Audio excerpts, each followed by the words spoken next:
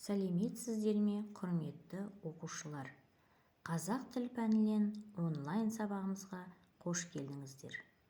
Номер 27-ші Ыбырай Алтынсарин атындағы орта мектептің қазақ тіл әдебиет пән мұғалімі Исабек Гүлназ Насилбековна. Сабағымыздың тақырыбы кәдесый, 4-ші Д сыныбы. Сабағымызды бастамас бұрын сабағымыздың мақсатына тоқталып кетейік. Бүгін біз сіздермен мәтінді, сөзді іштей түсініп және қажетті ақпаратты тауып, шолып, белгі қойып оқимыз. Күтілетін нәтиже: кәдесый атауларымен танысады, сыйлықтың неден жасалғаны туралы әңгімелеп айтуды үйренеді, өз пікірлерін айтуға, оны дәлелдеуге үйренеді. Сабағымызды бастамас бұрын кішкене сергіп алсақ, сергіту сәтін ұйымдастырып жіберейік. Ал бәріміз менімен қайталайық. Қолға қалам алайық, дәптерімізді ашайық, әдемі етіп жазайық, салақтықтан қашайық. Бәріміз менімен қайталадыңыздар деп ойлаймын. Сергіп алсақ, сабағымызға назар аударайық. Алдыңғы білімімізде нені өтіп едік? Әрине, тұсаукесер жайлы білгенбіз. Енді балалар, тұсаукесер жайлы не білдік? Есімізге түсіріп, ойымызды ортаға салайық. Ойымызды жинақтап болсақ, сіздердің жауаптарыңыз менікімен сәйкес келеді деген ойдамын. Тұсаукесер бұл сәби қаз тұрғаннан кейін тез жүріп кетсін деген тілекпен жасалатын ырым. Ол үшін арнайы жіп дайындалады. Ешкімнің ала жібін аттамасын деп, ала жіп дайындайды. Сол жіппен баланың аяғынан тұсап, оны жүріс-тұрысы ширақ әйелге тұсауын қидырады. Тұсаукесердің жібін дайындауда бірнеше түрлері бар. Көбейіп көгере берсін деп көп жіппен, бай болсын деп малдың тоқ шегімен, адал болсын деп ала жіппен жасайды. Суретке қарап, бүгінгі сабақты болжап көрейік. Суретте не бейнеленген? Дұрыс, суретте кәдесый бейнеленген. Бүгінгі сабағымыздың тақырыбы кәдесый. Кәде қазақ халқыларының рәсімдік және ғұрыптық жоралғыларының жиынтық атауы.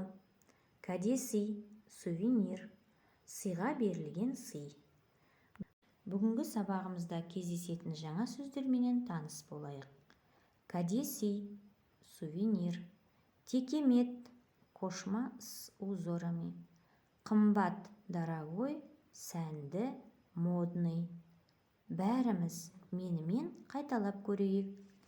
Кәдесый, текемет, қымбат, сәнді. Келесі біздің тапсырмамыз миға шабуыл әдісі арқылы суретке қарап, екі текеметті салыстырайық. Текеметке қатысты сөз тіркестерін құрайық. Сіздердің жауаптарыңыз менікімен бірдей деп ойлаймын. Ықтимал жауаптарды қарап көрейік.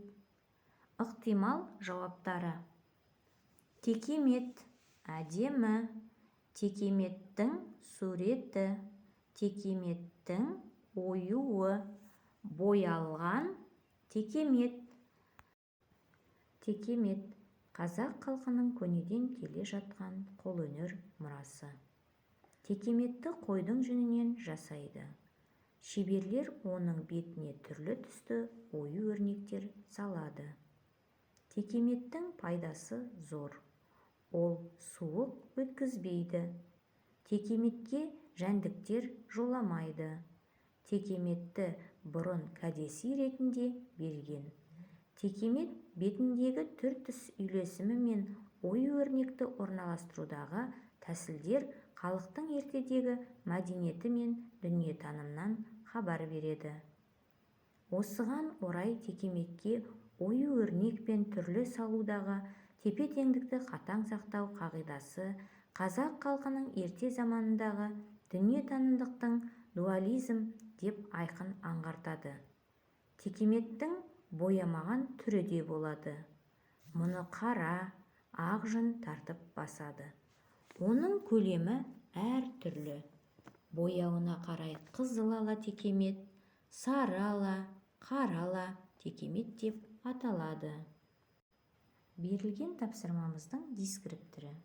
Текемет жайлы біледі, кәдесый ретінде қолданады, ойларын ортаға салады. Әрбір тапсырма болғаннан кейін бұл жерде бағалау жүреді. Бүгінгі тапсырмада бір-бірімізді бас бармақ арқылы бағалаймыз. Ұнаған жағдайда бас бармағымызды жоғары көтереміз. Егер ұнамаса, төмен түсіреміз. Барлығымызда ұнады деген ойдамын. Яғни бас бармағымызды әрқашанда жоғары көтеріп жүрейік. Сабағымызды ары қарай жалғастырамыз. Келесі тапсырмамызда бізде жазылым бойынша екінші тапсырма. Екінші тапсырмада меншік иесі және буын талғамайтын жұрнақтарды сәйкестендіру. Жұмысымызға сәттілік. Жұмысымызды ары қарай жалғастырайық.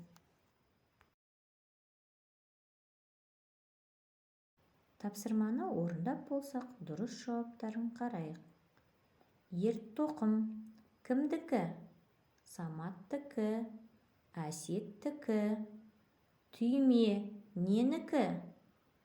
Қамзолдікі. Шапан кімдікі? Баланікі. Сіздердің де жауаптарыңыз дұрыс деп ойлаймын. Орындаған тапсырмаларыңыздың дескрипторы. Меншік иесі жұрнақтарын біледі, сөздерді дұрыс сәйкестендіреді. 2 жұлдыз 1 тілек арқылы бір-бірімізді жеке-жеке бағалайық. Сәтті болса жұлдызды көтерейік, қателіктеріңізге ұсыныс айтайық. Барлықтарыңызда жұлдыз деген ойдамын. Ұсыныс болып жатқан жағдайда міндетті түрде жазып қалдырайық. Сабағымызды қорытындылай келе бүгінгі сабақтың рефлексиясын осы фигуралар арқылы білдірулеріңізді сұраймын. 4 бұрыш меңгерген біліміміз, 3 бұрыш топта жұмыс істегеніміз, шеңбер көңіл күйіміз. Балалар, бүгінгі сабағымыз осымен аяқталды. Келесі сабағымызға дейін сау саламатта болыңыздар.